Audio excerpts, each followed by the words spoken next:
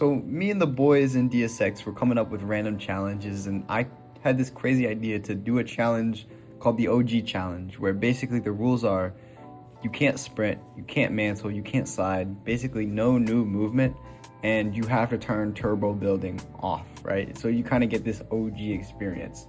I know all the rules aren't exactly OG and there's no real timeline. I just thought those 4 rules would be cool. But when I actually tried this challenge, I felt like I learned a little bit more about the game itself, and I actually had some meta critiques that I wanted to talk about here. And it's why I titled this video Fortnite is 2 different games, because obviously, and I'm not talking about zero build and build, obviously when you add crazy new movement, right, it feels completely different to play Fortnite. But I think not only did it change like how you fight in Fortnite and how you build fight and all that, it changed how you interact with everything on the map, including not only, the map itself, but also the items around it.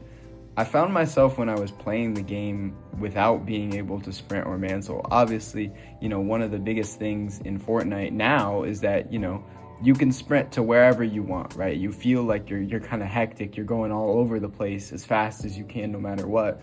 But without sprinting, without sliding, without mantling, all of my movements had to be a little bit more calculated, which made it feel more like a tactical strategy like game, right? I know a lot of people forget, but Fortnite is, battle royales in general are supposed to be a tactical game. You don't just rush everybody and just, fight as many people as you can. But recently, Fortnite has kind of become, just fight as many people as you can. You got pros, once there's super broken movement items, you'll see pros that'll just like absolutely fly across the map and just hunting down anybody that they can find compared to, the different types of interactions. It also made me feel like I needed to use a lot more resources. Like in this fight here, I get this guy down, he tries to mantle and kill me, but I run out of mats here against the second dude, and I can't really do anything except try to escape. I can't sprint or slide around or do any sort of crazy movement to avoid his shots. So I just lose the interaction. There isn't really much, to be upset there. I just, he won the interaction. And like I said, all of these examples in this video obviously are not going to be a perfect sample because, the other opponents have the advantage of sliding and using all the new movement tech. But everything that I had to do had to be a lot smarter.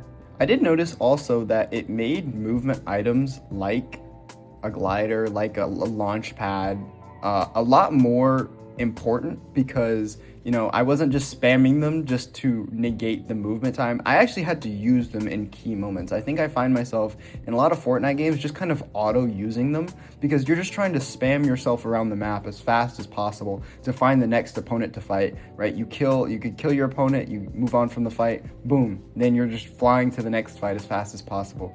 In this game, it did feel more like, and I don't really know how else to say it, but it felt more like what I would imagine a game of Fortnite would be like, right? The map progressed pretty slowly. I worked my way from basically one edge of the map slowly towards the center. There wasn't much flying across the map using items. It was, conservative uses of launch pads and just general movement across the map. And as you can see, my inventory, this is not like a normal loadout that I would carry. I think a lot of the stuff that comes with using the lack of movement that you have, you start to realize that other items are actually pretty useful. Like, for example, if my team goes off on a fight and they're like off in the distance, say they're on top of one of these hills, and they go off on a fight and they're all rushing up to get there, there isn't really much I can do to get there really, really fast. But guess what I have in my inventory? I have a scoped AR, and before I tried this challenge, I hated the scoped AR. I hated it. I thought it was the worst item ever. But in this challenge, I realized, wow, this is an item that I can effectively influence a fight from really far away because I can start hitting dinks. I can start hitting shots when I'm not close to a fight, right? It makes positioning all the more important because if I just start running off, you'll see a lot of times, and I'm talking to you, DSX, NoScope68, you'll see in current Fortnite, players will just run off. Like, they'll be on the opposite side of the map fighting a team, and then you fly off across the map, sprinting and sliding to get to them just to help them out. Now you can't really do that with old movement, without the sprinting and sliding and, you know, ability to traverse the area really quickly without, you know, using your resources, that is a punish. Your players will get punished for going off and fighting alone, because I can't come and help them. Obviously the rest of my teammates still could, but, you know, me, like here, I'm behind Storm here. Storm is coming up on me. I have to be more scared of Storm because all I can do is just run forward, right? I can't sprint. I can't slide down the mountain to get in front of zone. So I'm guaranteed here to take at least like 10 zone damage just because I didn't go as early as I probably should have. Kind of what I was talking about, like my team is up fighting on top of this hill. If I had like sprint, I would just be sprinting up on the hill and I'd probably be at my teammate with the bush by the time I got up there. You know, obviously now I just have to build, and you kind of use builds more, especially with turbo building. You use builds a lot more strategically. You're not just spamming builds everywhere. You know, you're kind of taking your time. Okay, you know, here, okay, I'm going to build up. I'm going to build up a few times and then just kind of play with my gun out. I see him running away. I'm like, okay, I can hit some shots here. You know, let's do something like that. I'm going to try to build across to him instead of just like spamming a wall. I'm just going to try to get across to him and start playing with my gun out, right? Stuff like that, where it felt, all of these fights felt more strategic. I felt more like I was actually playing like a gunplay game with a building mechanic rather than a building game where, you know, all you're trying to do is strategize and get to the one moment where, you know, you're going to find, you know, one opportunity to shoot him.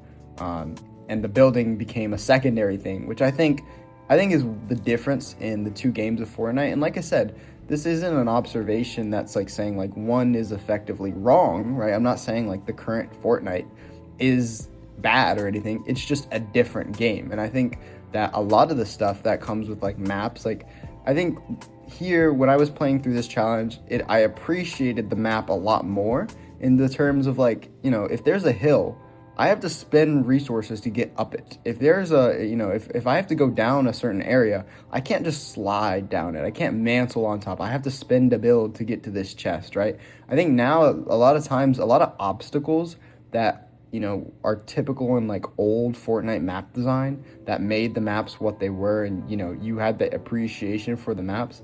A lot of the map design doesn't really, is either glossed over, and they still might implement it, but a lot of the so-called challenges, like say placing a chest in a certain spot, right, where you have to spend a few builds to get to it, that's not really a case in current Fortnite anymore, just because, you know, why would I build up to a chest when I can just mantle? Right? I can just mantle through somebody's build. So, you know, there's no real difficulty in terms of mantling and spamming your jump button, so why wouldn't you do it? All in all, like I said, this isn't like a video to hate on the new Fortnite or anything. I think it's just to point out some of the differences, especially in gameplay and how it felt for me just to play the game with this challenge with the limitations of not being able to move in the same way. I just it felt more like a calm, slow-paced enjoyment of what a traditional Fortnite game would feel like, compared to the super fast-paced, you know, hyper, you know, if we want to talk like TikTok brain rot type of games that you see in current Fortnite. But let me know what you think. I hope you guys enjoyed this random DSX video. I'll see you guys next time. Peace.